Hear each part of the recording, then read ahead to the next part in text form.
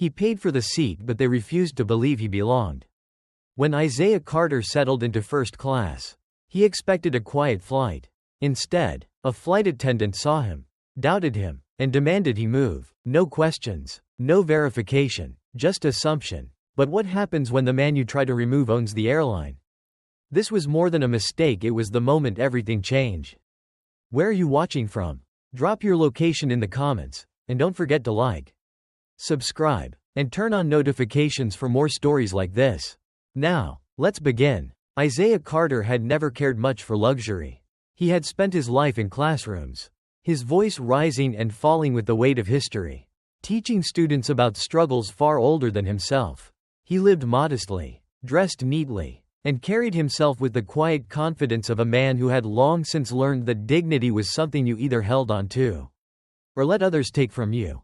So when he settled into his first-class seat that evening, adjusting his bag beneath the chair in front of him, he did not think of himself as out of place. He had paid for the ticket. He had every right to be there. But rights, as he had learned time and again, did not always translate into respect. The plane was filling up, passengers moving about in the slow, deliberate rhythm of pre-flight routines. The scent of recycled air and expensive perfume lingered, a sign that the privileged few who sat in first class had already begun to recline into the comfort of their elevated world. And then she appeared. A shadow fell over him, and Isaiah looked up to see a woman tall, poised, and polished in the way that people who believe in order often are. Her name tag read S. Whitmore. Her lips were pressed into a thin line, her eyes scanning him the way a customs officer might examine an unfamiliar passport. "Sir, I need to check your ticket." Isaiah blinked. The question was expected, yet it still carried a quiet offense. The way she looked at him, it wasn't suspicion. Not yet, but doubt. A doubt that he had seen too many times before. He reached into his pocket, pulling out the crisp slip of paper and handing it over without hesitation. She took it, barely glancing at the details before raising an eyebrow. "This is for first class," she said. Isaiah held her gaze. Yes. The pause that followed was short, but it stretched wide, a silent game being played where only one of them understood the rules. Her fingers tightened around the ticket. Her posture straightened. "Are you sure this wasn't issued to you by mistake?" And there it was. Not a demand, not an accusation, but a statement cloaked in the thin veneer of professionalism. A question that, in reality, was not a question at all. Isaiah let out a slow breath, feeling the muscles in his shoulders tighten. He had a choice now. He could press, he could push, he could make a scene, or he could do what he had always done, what his father had done before him, what so many men like him had done their entire lives. He could swallow it. "No mistake," he said evenly. "I purchased it myself." More silence. The air between them grew thicker, heavier, as if the weight of history itself had taken a seat between them. Behind him, the other first-class passengers shifted. Some turned their heads slightly, pretending not to listen, while others let their eyes linger just long enough to make it clear they were listening. Sarah Whitmore let out a small, almost imperceptible sigh. "Right," she muttered, though it sounded more like, "Fine. Have it your way." But then, instead of returning the ticket and moving on, she did something else, something worse. "I just need to confirm something in our system," she said. "Please step aside while I handle this." It wasn't a request. And that was when Isaiah knew. He knew because he had lived this moment before. In department stores where clerks had followed him as he browsed. In restaurants where waiters had conveniently forgotten his table. In meetings where his ideas had been spoken over, only to be repeated later by a white colleague with nods of approval. It was always the same game. "We will not call you a liar. We will not accuse you of stealing. But we will ask again and again until you understand that you do not belong." A long, slow breath filled Isaiah's chest. The woman was still watching him, waiting. The tension in the cabin had sharpened. But no one spoke. No one stood. Without a word, Isaiah unbuckled his seatbelt and stood. He was calm, composed, but in the silence that followed, he might as well have flipped over his tray table and shouted. A quiet murmur spread through the rows like a ripple on still water. The kind of murmur that said, "Something is happening here, but let's not get involved." Sarah gestured toward the galley, and Isaiah followed. As he stepped away from his seat, leaving behind the soft leather cushion, he could feel their eyes. Not just hers, But theirs, the ones who belonged here. And though no one spoke, though no one moved, he heard them loud and clear. See? We knew it. The trial had begun, and Isaiah Carter was already losing. The walk to the galley felt longer than it was. The aisle was narrow, but it stretched before Isaiah like the long corridors of a courthouse. Each row of seats another set of silent spectators. Some shifting uncomfortably in their seats, others watching with quiet curiosity. Sarah Whitmore walked ahead, her steps clipped, efficient. She did not look back at him. She didn't have to. She knew he was following. They always followed. Isaiah was old enough to understand what was happening here. This was not about a seat. It was about power. It was about who gets questioned and who does not. He kept his head high, his shoulders squared, but deep inside, something twisted, the same slow-burning heat he had felt all his life. The one that crept in whenever he was made to prove something that had already been proven. At the front of the plane, Sarah stopped. The galley was small, sterile, lit by the artificial glow of overhead bulbs. A coffee pot hummed in the corner. A tray of plastic cups rattled as the aircraft shifted slightly. The moment was almost quiet. Almost normal, except for the fact that nothing about this was. Sarah picked up the in-flight phone. Punching in a code, her voice dropped into something just above a whisper. Passenger verification, she said. Row 3A. Need confirmation of first-class status. The words stung not because of what they meant, but because of what they implied. Isaiah stood still, hands in his pockets, listening. He heard the muffled response on the other end, too soft to make out. But he saw the way Sarah's jaw tensed, the way her fingers gripped the phone tighter. The seconds dragged. Sarah's expression didn't change, but he knew the moment she knew. When she turned back to him, her lips were pressed into a tight line. There seems to be an issue with your booking, she said, her voice carefully controlled. We can offer you a seat in economy while we sort this out. The heat inside Isaiah flared, but he did not let it reach his voice. There is no issue, he said. My ticket is valid. Sarah's nostrils flared just slightly. She was losing control of the moment, and she knew it. Sir, she said, softer now, as if explaining something simple to a child. I don't want to repeat myself. Please take your things and move to economy. And just like that, the sentence was passed. For a fraction of a second, Isaiah wondered what would happen if he refused. If he planted his feet and simply stayed. Would they call security? Would they remove him by force? Would they dare, with all these eyes watching? But he already knew the answer. Because history had taught him that people didn't need to drag you out of a space to show you that you didn't belong. They could do it with a whisper, with a glance, with a single step backward that turned into 1,000. The invisible hand of power pressing, pushing, removing. The tension in the cabin thickened. Passengers in economy were now looking. First-class passengers shifted, pretending not to see. The entire plane was waiting. Isaiah exhaled slowly. Then, with the kind of quiet dignity that men like him had mastered over generations, he turned, walked back down the aisle, and reached for his bag. And the moment his hand touched it, he felt something break inside of him. A lifetime of patience. A lifetime of swallowing moments like this. A lifetime of knowing exactly how this game was played. For the first time, it made him tired. Not angry, not even humiliated, just exhausted. He hoisted the strap over his shoulder and walked. As he made his way down the aisle, he felt the weight of every single stare, some curious, some indifferent, some carrying the quiet, knowing shame of those who had seen injustice before but would say nothing. Not one person spoke. Not one voice rose up to ask why. Isaiah lowered himself into a cramped seat in economy, his knees nearly brushing the back of the chair in front of him. The air here felt different, stale, heavier, not just from the lack of space but from the unspoken truth hanging above them. This wasn't about comfort. It never was. It was about the reminder. The reminder that no matter how much you achieved, worked, or paid, there were still places where people like him had to prove they belonged. Even when the proof was already in their hands. He pulled out his phone and typed a message. Boarded. Got moved to economy. Flight attendant refused to check my ticket properly. Seconds later, his phone vibrated. What do you mean they moved you? Isaiah glanced toward the front of the plane. Sarah Whitmore was still working, offering drinks, adjusting trays, completely unbothered. Another message appeared. Give me the flight number. He typed it in. A pause. Then the final response came. Sit tight. This isn't over. Isaiah leaned back, resting his head against the thin, uncomfortable cushion of the seat. He had spent his life teaching respect, fairness, patience. He had preached those values to his students. And yet, here he was dismissed without question, without hesitation, as if he were invisible. Up front, first-class passengers sipped wine, stretched their legs, settled in. No one had spoken up. No one had asked if he needed help. His phone buzzed again. Who was the attendant? Isaiah rubbed his temple before typing. Whitmore, first name unknown. The reply came almost instantly. Noted. And then Isaiah exhaled, because he had no idea what was happening on the other end of that conversation.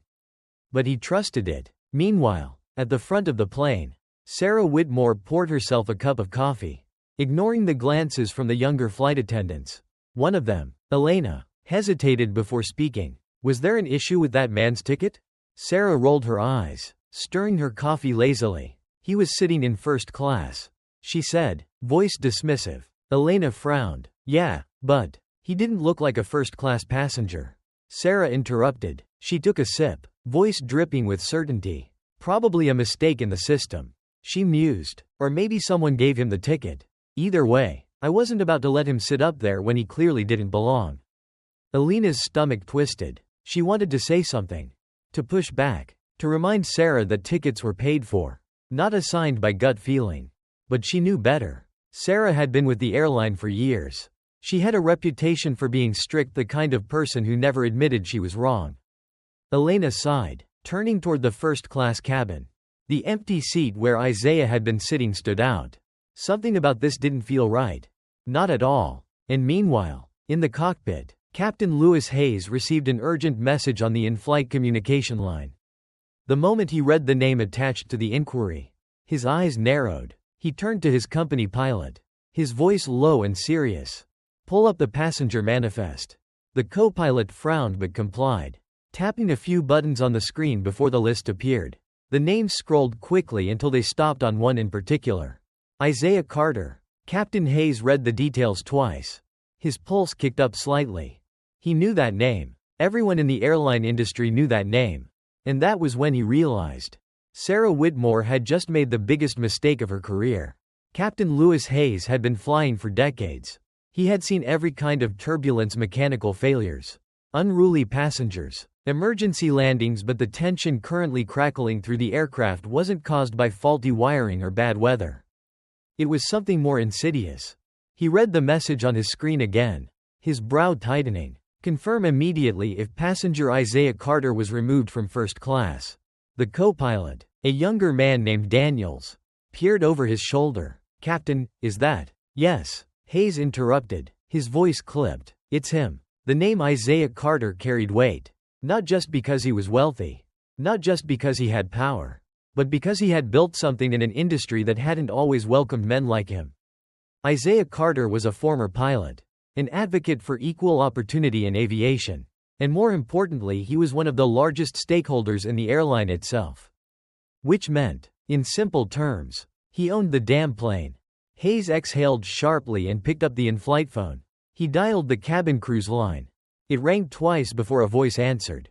This is Whitmore. She sounded calm, unbothered. Miss Whitmore, Hayes said, his tone steady, his voice carrying an edge of authority. I need to confirm something. Did you remove a first-class passenger named Isaiah Carter? A slight pause. Not hesitation, just a moment of mild confusion. As though she was being asked about something trivial. Yes, Captain, she answered, still professional. His ticket didn't match first-class status. So I had him moved to economy. Hayes' grip tightened on the phone. Did you verify his ticket? Another pause. Longer this time. Then, the slightest hint of annoyance crept into her voice. Captain, I've been working flights for over a decade. She said, I know when someone doesn't belong in first class. Hayes closed his eyes briefly. Damn it. His voice, when he spoke again, was colder. Miss Whitmore, do you know who Isaiah Carter is? Silence. Hayes didn't wait for her to answer. Isaiah Carter is one of the primary investors in this airline, he said, his voice slicing through the static of the phone line. Which means you just forcibly removed a man from his own plane. The silence that followed was suffocating. Hayes imagined her standing there, coffee in hand, frozen mid-sip as reality crashed over her like a breaking wave. For the first time in this entire ordeal, she understood. Finally, her voice returned, but it had lost its previous confidence. There must be some mistake, she said, but it was weak, hesitant. No mistake, Hayes said, and we now have direct orders from the executive office. You are to personally escort Mr. Carter back to first class and issue a public apology upon landing. Furthermore, you are to report to the executive board for a formal review. Her breath caught audibly over the phone. A formal review. This wasn't just a reprimand. It was a warning shot. Her career was now on the line. Captain, no, Hayes said flatly, cutting her off. You weren't following protocol. Miss Whitmore, you made a decision based on assumption. And now, you're going to fix it. The line went dead. Back in economy, Isaiah sat quietly, his fingers resting on the armrest. His mind still racing. His phone buzzed. Assistant. Security will be waiting at the gate. The executive team has been informed. Sit tight. Isaiah smirked slightly. Sit tight. As if he hadn't been sitting tight his entire life. At that moment, movement in the aisle caught his attention. Sarah Whitmore stood beside him, her professional mask cracking at the edges. She cleared her throat. Mr. Carter, she began, voice lower now, as if afraid of being overheard. There has been a misunderstanding. I'd like to escort you back to first class. Isaiah slowly turned his head toward her. A misunderstanding? Whitmore clasped her hands in front of her. Her posture straighter now, not from confidence, but from the weight of judgment pressing down on her. Yes, she said quickly. I regret the error. Please allow me to assist you back to your original seat. A few passengers nearby had stopped pretending to ignore what was happening. They were watching now, their gazes flickering between them. Isaiah tilted his head slightly. You seem sure I didn't belong up there earlier. The words hit her like a slow-moving punch to the gut. Her lips parted, then closed. She had no defense. Isaiah studied her for a long moment. Letting the silence stretch, she shifted on her feet. There was an error in seating. She tried again. Isaiah just stared, and then without raising his voice, without any visible anger, he made her feel something she was not used to feeling. Accountability. I had my ticket, he said. You saw it. Whitmore swallowed hard and nodded stiffly. And yet, Isaiah continued, you still asked me to move. You didn't check the system. You didn't ask anyone else in first class to show their ticket. Just me. The weight of those words was crushing. Passengers were shifting now, glancing toward each other. Some of them had watched what had happened earlier. Some of them had even enjoyed it. But now they weren't so sure. Whitmore's throat worked as she forced herself to do something she had never done before. She admitted she was wrong. You're right, she said. Her voice was quieter now. I didn't check the system. I made an assumption, and I treated you unfairly. A ripple of murmurs spread through the cabin. Isaiah nodded once, as if he had already known the truth but wanted to hear her say it out loud. She glanced around, her eyes flickering with something new: shame. She wasn't just apologizing to him. She was apologizing in front of an entire plane of people. She squared her shoulders, trying to maintain some semblance of professionalism. I sincerely apologize, Mr. Carter, she said. I should have verified your ticket instead of assuming there was a mistake. A long pause. Then, finally, Isaiah stood. The tension in the cabin shifted, a thick, invisible weight that everyone felt but no one could name. Whitmore exhaled in relief, stepping aside to let him pass. But as Isaiah took a step forward, he paused, not looking at her but at the passengers still watching. And then, in a voice that was almost casual, but cut like glass, he said, funny how I was told to move so quickly. He let the words settle, slow and heavy, but when it was time to fix the mistake, that took a little longer. A wave of quiet agreement passed through economy. Whitmore said nothing. She simply turned and walked ahead of him, leading him back to the seat he never should have left. And as Isaiah settled back into first class, the flight attendants who had once ignored him now rushed to serve him. But he didn't want their drinks. He didn't want their apologies. Because the truth was, this wasn't about a seat. It never had been. And somewhere deep down, they all knew it. Isaiah Carter sat back in his rightful seat. The same seat he had been removed from only an hour ago. The first-class cabin had not changed, but the air had. It had been thick with quiet comfort before, the kind that only money could buy. Passengers had sipped their drinks, reclined in their wide leather seats, and existed in a world where things moved smoothly because nothing ever challenged them. But now, something had shifted. Now, they knew. They had watched him be escorted out of this space, not because of an error, not because of a problem, but because someone had looked at him and decided he did not belong. And then, they had watched him return escorted back not by choice, but by necessity. Now, they were uncomfortable. Eyes flickered toward him, then away. Newspapers were lifted, hands smoothed over the rims of wineglasses. Small talk resumed, but it was thinner, more fragile. Isaiah could feel it. They had witnessed something they could not unsee. And that was the problem. Because the world worked better when people like them could pretend things like this did not happen. When these injustices existed in the background, whispered about but never truly seen. Shrugged off as misunderstandings rather than symptoms of something deeper. But this had happened right in front of them. And now, they had to live with it. A flight attendant, not Whitmore, but a younger woman with hesitant eyes, approached him with a careful smile. "Would you like a drink, Mr. Carter?" she asked. She was speaking softer now, her voice lighter, as if she were handling something delicate.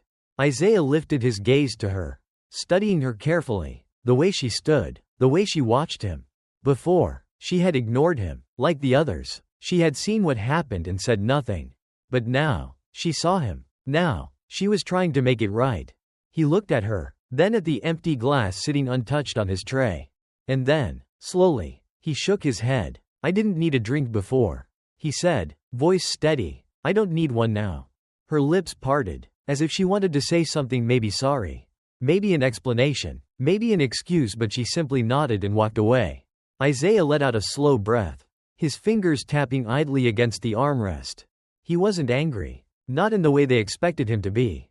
They wanted anger. Anger they could dismiss. Anger was predictable, something they could brush off, something they could use to justify their own actions.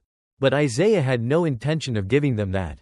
Because anger fades, but truth lingers, and the truth had already been written into every nervous glance, every uneasy shift in posture, every swallowed excuse sitting at the back of their throats. This wasn't about one woman. This wasn't about one mistake. This was about the way a man like him, a black man, an educated man, a man who had done everything right, could still be questioned, challenged, reduced to a problem to be solved, rather than a person to be respected. And that was a reality they could no longer ignore. At the front of the plane, Sarah Whitmore stood in the galley, gripping the counter so hard her knuckles turned white. She could feel her heart pounding.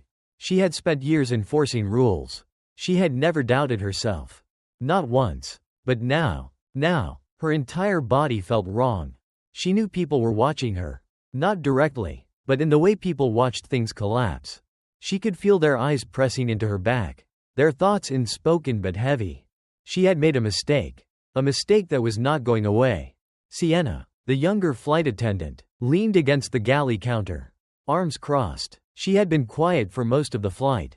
But now, she spoke. "You know," she said, her voice light, "if you had just checked his ticket, none of this would have happened."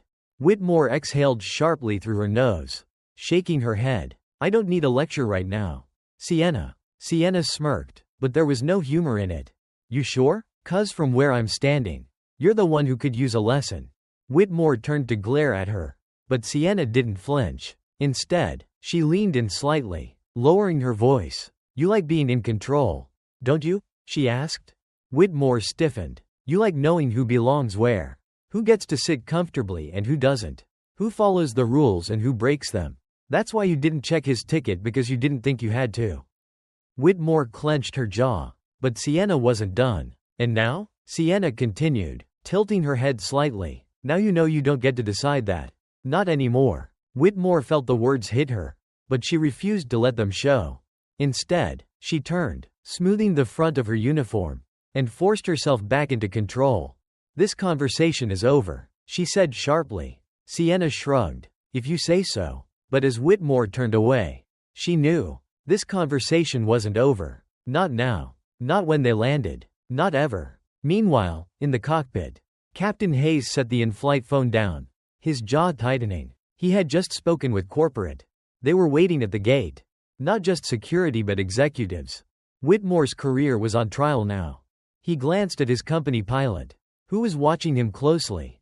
Is she getting fired? Daniels asked, voice quiet. Hayes sighed, running a hand over his face. Not my call, he said, but I'll tell you this won't just disappear. Daniels nodded slowly. Because everyone on this plane knew something now. This was no longer about a single moment. This was about what happened when the wrong person got questioned. Because for once the consequences were going up the ladder, not down. And that was new. Back in first class, Isaiah sat still, watching the sky darken through the small window. He wasn't waiting for an apology. He wasn't waiting for an explanation. Because he knew something they didn't. Something Whitmore didn't understand yet. This had already happened before. And it would happen again. But this time, there were consequences. This time, they had to sit with it. And that, he thought, was a start. The plane was descending now, slicing through the thick evening air. The world below growing larger, closer. For most passengers, this was the moment of release, the end of a journey. The quiet relief of returning to solid ground. But for Sarah Whitmore, the descent felt like something else. Like the slow unraveling of control. Like the final moments before a reckoning. She had spent the last hour trying to maintain her composure. But it was slipping now. No matter how many times she smoothed her uniform. No matter how many deep breaths she took. Because she had seen the look in Captain Hayes' eyes when he called her. She had heard the finality in his voice. And when she glanced toward the cabin door now, she could see them waiting, 2 uniformed security officers. Standing just beyond the gate. Arms crossed. They weren't here for a random passenger complaint. They weren't here for routine protocol. They were here for her. A cold sweat crept up her spine. Her career had been built on order. On rules. On knowing exactly where everyone belonged. And yet, for the first time in her life, she had no idea where she stood. Meanwhile, in first class, Isaiah Carter barely moved. His fingers rested lightly on the armrest. His breathing steady. His expression unreadable. He was waiting. But he wasn't nervous. Because men like him had always waited. Waited for justice. Waited for fairness. Waited for the day when the rules applied to everyone, not just to them. But this was different. Because this time, someone else was waiting. Whitmore. And this time, she was the one who had to explain herself. His phone buzzed. A message from his assistant. Security is in place. The executive team will be meeting her upon landing. Isaiah exhaled slowly. It wasn't satisfaction he felt. It wasn't revenge. It was something quieter. Something like relief. Because for once, the weight of judgment did not fall on his shoulders. For once, the system would have to answer for itself. Back in the galley, Sienna stood watching Whitmore. The younger flight attendant had said nothing for the last 10 minutes. She didn't need to. Because Whitmore was already unraveling. Her fingers twitched at her sides. Her breathing was too shallow. She kept darting glances at the security waiting outside. As if searching for a way out. You should probably sit down before you pass out. Sienna finally muttered. Whitmore snapped her head toward her. I don't need your advice right now. Sienna raised an eyebrow. No, you need a miracle. But those are hard to come by these days. Whitmore swallowed. Her throat tight. I was just doing my job. She said, voice weaker than before. Sienna let out a small laugh. Shaking her head. No, she said, you weren't. Whitmore bristled. I was following protocol. You were following your assumptions. Sienna shot back. And now, you're following security off this plane. Whitmore clenched her jaw. But the worst part? She knew Sienna was right. The plane touched down. The wheels met the ground with a firm jolt. And the aircraft slowed, rolling toward the gate. For the first time in hours. The tension in the cabin shifted, not released. Not relieved. But transforming into something new. Passengers stretched, reaching for their bags. Small talk resumed. The ritual of landing had begun. For most, this was just another flight. But for Whitmore, it was the end of something. And she knew it. The seatbelt sign dinged off. Whitmore stood. She smoothed the front of her uniform, squared her shoulders, and forced herself to walk forward. Not with the confidence she had once carried. Not with the power she had once believed she owned. But because she had no other choice. The cabin door opened, revealing the security officers waiting at the jet bridge. Passengers barely noticed as they filed out. dragging their carry-ons, chatting idly about connections, weather, plans for the week ahead. But Isaiah noticed. He remained seated, watching as Whitmore took the longest walk of her life. She passed through first class without looking at him. She kept her eyes straight ahead, face frozen in forced composure. But as she moved past row 3A, the seat she had told him he didn't belong in, her steps hesitated. Just for a second, and in that second, everything was understood, because she knew the real cost of what she had done. The real cost of believing that power belonged to her, and dignity belonged to someone else. And now, power belonged to the rules. And dignity? That was something she had lost. Whitmore disappeared through the exit. Isaiah stood, adjusting his jacket, stepping into the aisle at his own pace. No rush, no tension, because this time, there was no one stopping him. The passengers in first class moved aside as he walked toward the door. And this time no one questioned whether or not he belonged. The air outside the jet bridge was different, thicker, heavier, laced with expectation. Isaiah Carter stepped into it without hesitation. He had walked through spaces like this before, spaces where the walls felt too close, where the weight of judgment sat just beneath the surface. But this time, it wasn't his weight to carry. Ahead, beyond the sleek airport corridors and polished tile floors, stood a cluster of men and women in dark suits, their postures rigid, their faces unreadable. The executive team, waiting. Isaiah didn't break stride, didn't acknowledge them, didn't need to. They weren't here for him. They were here for her. Behind him, the hush of movement grew as Sarah Whitmore emerged from the plane, flanked by 2 uniformed security officers. She walked stiffly, her gaze locked forward, her body tense as if resisting the urge to run. She had spent years dictating order. Now, she was the one being led. She had spent years deciding who belonged where. Now, her place in the world had become uncertain. She didn't dare look back at Isaiah. Didn't dare acknowledge what had happened. Because acknowledgement meant reckoning, and reckoning meant understanding. She wasn't ready for that. Not yet. But understanding was coming for her anyway. At the executive lounge, the doors closed with a quiet finality. The room was sterile, white walls, a long mahogany table, floor-to-ceiling windows that looked out over the tarmac.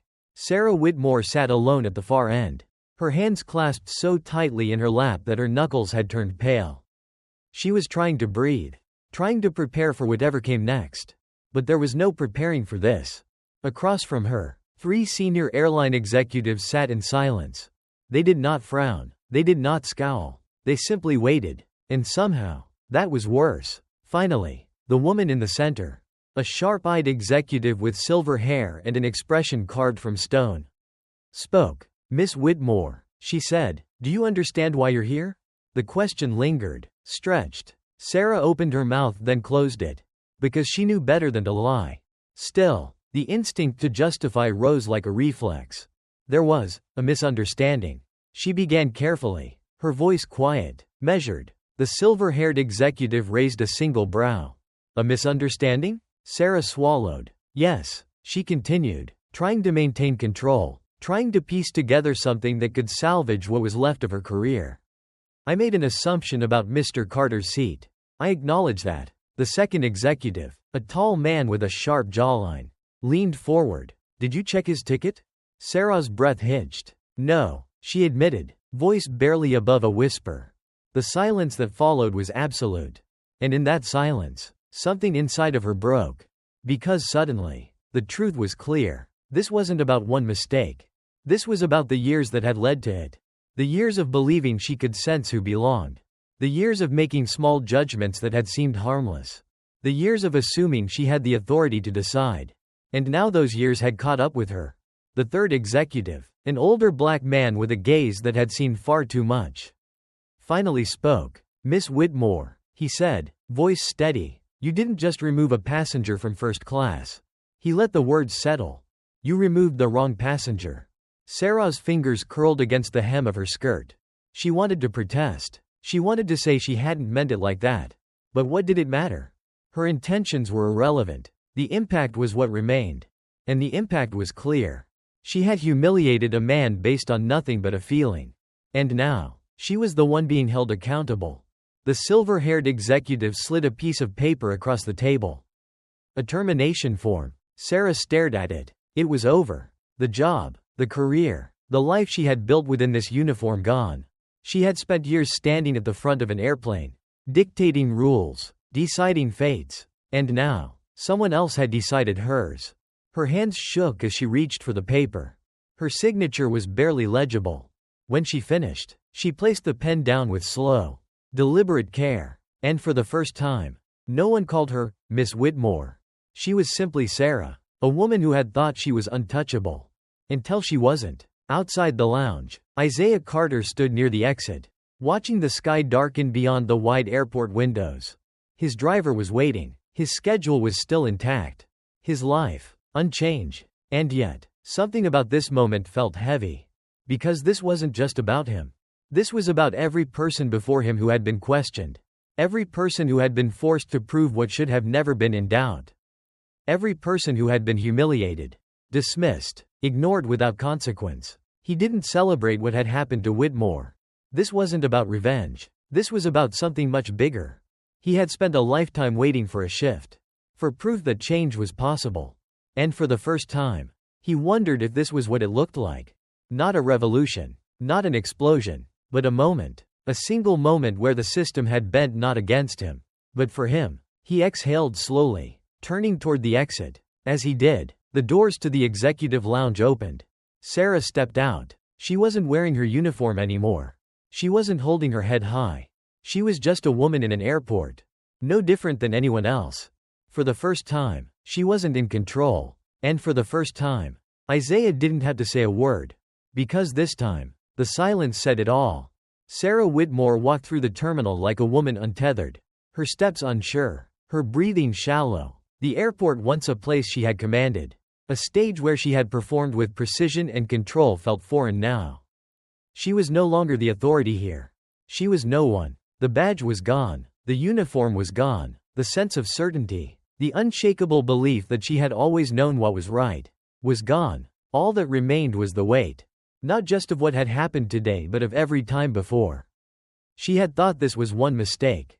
But now, as she walked past travelers checking their tickets, past flight attendants greeting passengers with polished smiles, past black men and women in business attire, in sweatpants, in airline seats waiting for their names to be called, she felt it, the realization creeping up, slow and merciless. This wasn't about today. This was about all the days before. She thought about every time she had asked for a little more proof from someone who looked like Isaiah. Every time she had raised an eyebrow at a black man in a suit. Standing in first class, carrying nothing but himself and his right to be there. Every time she had been so sure. So sure she was just doing her job. So sure she was keeping order. So sure she was right. Now, for the first time, she wasn't sure of anything. Meanwhile, outside, Isaiah Carter stood beneath the airport's steel awning, the city's night air wrapping around him. His driver waited by the curb. A sleek, black sedan, the kind of car men like him were often assumed to be chauffeuring. Not entering. But Isaiah took his time. Because something about this moment felt like it required his full attention. He watched as Sarah stepped through the doors. And something in her had changed. She wasn't moving with purpose anymore. She wasn't moving like a woman who believed the world was hers to manage. She was moving like someone who had just learned something about herself she wasn't ready to accept. Isaiah had seen that look before. In students, when they realized the world was not as simple as their parents had told them. In colleagues, when they saw how quickly respect could turn conditional. In himself, years ago, when he first understood that no amount of education, no amount of patience, no amount of being twice as good would ever guarantee that he wouldn't one day be asked to prove. Yet again, that he belonged. Sarah finally noticed him. Her steps faltered just for a second. Their eyes met. For the first time, she didn't look past him. Didn't look through him. She looked at him. And that was the worst part. Because now she knew. She knew what she had done. She knew what she had been. And worst of all, she knew it wasn't just her. Isaiah had seen enough. He turned, opened the car door, and slid inside. Sarah stood there, her body stiff, her breath uneven. For a moment, she thought about walking over. About saying something. But what could she say? "I'm sorry," felt too small. "It wasn't my intention," felt insulting. And, "I didn't know," was the worst of all. Because now, she did. And knowing was something she could never undo. She had spent her life moving through the world with certainty, with ease, with assurance. And now, she would move through it with something else. With the cost of seeing. With the weight of knowing. And that weight, she realized, would never leave her. It would sit in her chest. Pressing, reminding. She would see it everywhere now. Every time a black man stepped into first class. Every time a black woman had to repeat herself, just to be believed. Every time she saw someone like Isaiah sitting alone, waiting for a challenge that might never come but knowing it could. She wasn't sure what was worse. That she had done it to him. Or that she had done it so many times before and never even noticed. Sarah swallowed hard, her throat dry. Isaiah's car pulled away from the curb, disappearing into the night. And for the first time in her life, Sarah Whitmore understood what it meant to be left behind. The city lights blurred against the darkened sky as Isaiah Carter's car moved steadily through the streets. The rhythm of the tires against the pavement was steady, unbroken, but inside, his thoughts moved differently, not in straight lines, but in loops, in echoes, in the familiar patterns of a man who had spent his life waiting for moments like this. Moments where justice was not shouted for, but simply happened as natural as gravity, as inevitable as the truth. And yet, even now, there was no satisfaction in it. Not really. Because nothing had changed. Not in the way that mattered. A single flight attendant had been fired. A single airline had corrected a mistake. A single man had been moved back to his rightful seat. But the system? The system remained. The unspoken rules. The quiet power of assumption. Of doubt. Of the endless, exhausting demand to prove oneself over and over again, all of that remained untouched. And tomorrow? Tomorrow, another man would be questioned. Tomorrow, another woman would be dismissed. Tomorrow, another story like his would unfold in a different airport, a different city, with different people playing the same tired roles. Because this was America. And America did not change in a single night. Back at the airport, Sarah Whitmore sat alone. She had not moved from the bench near the taxi stand. Her fingers curled tightly around the strap of her purse as though it might tether her to something solid. Something real. The night air pressed against her skin. And yet, she felt nothing but cold. She should have left by now. She should have gotten into a cab, gone home, tried to sleep off the worst day of her life. But she couldn't, because something inside her had broken. Or maybe something inside her had finally been revealed. She had spent her entire career believing in the rules, believing in fairness, believing that if she followed protocol, if she did what she was trained to do, then she was never the problem. And yet, today, she had followed all the instincts she had been taught, and they had led her straight to this moment. A moment where she was the villain in someone else's story. No, not just someone else's. Isaiah Carter's. And how many others? How many men and women had walked away from her decisions angry? Humiliated, exhausted, knowing there was nothing they could do? How many had taken their seats in economy? Hands clenched around armrests, shoulders tight with the weight of another small, quiet injustice? How many had written their names on tickets that no one believed belonged to them? Sarah didn't know, because before today, she had never thought to ask. And that, she realized, was the real crime. Not that she had made a mistake, but that she had lived so comfortably, for so long, without ever having to see it, without ever having to pay attention. Inside the moving car, Isaiah exhaled slowly. The city stretched out ahead of him, glittering, indifferent. His phone vibrated. A message from his assistant. Media request coming in about the incident. Do you want to issue a statement? Isaiah stared at the screen, unmoving. The world was watching now. They wanted his words, his reaction. They wanted to know if he was angry, if he was satisfied, if this moment had been enough.